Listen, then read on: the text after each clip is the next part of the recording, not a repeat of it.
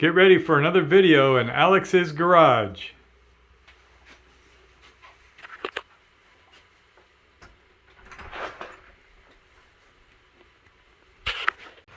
Alright, so just doing some odds and ends today, so I thought I would capture this quick little video on the vapor separator that goes to the gas tank. Here's the gas tank right down here. Whoops, there's the connector.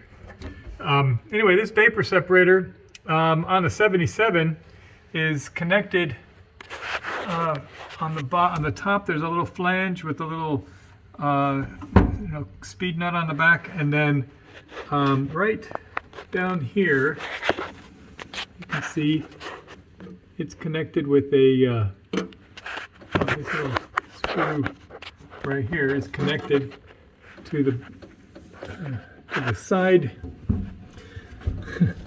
I don't know if you can see that.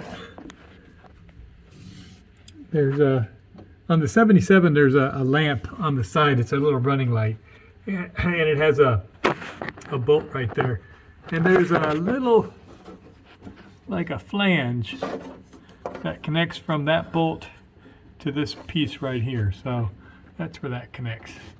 The hoses that connect to the vapor separator here. This is the return hose that comes from the carbon canister in the front of the engine. It's for the return gas that comes that's unused from the carburetor, and it makes its way back here. It's not like a high pressure line or anything, but there's a trickle of fuel that will come back through here. The trick with this is it's all about gravity feed. This line, although it's pointing over here, it actually loops around and goes in the top. I mean, I suppose you could put a line straight through, but it would be kind of ugly. But I went ahead and put it up underneath here, and it goes into the top.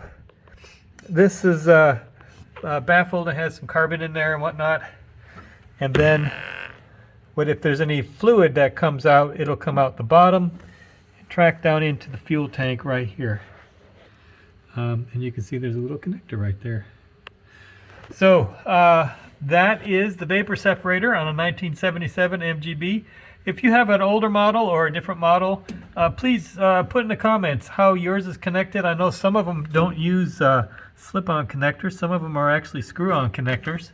And if you don't have a side running light there, I'm sure that the mounting is a little bit different for yours too. So, please share how yours is mounted in the comments to help other folks.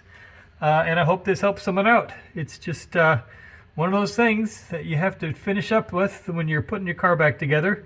And so I thought I would cover that. Have a good day.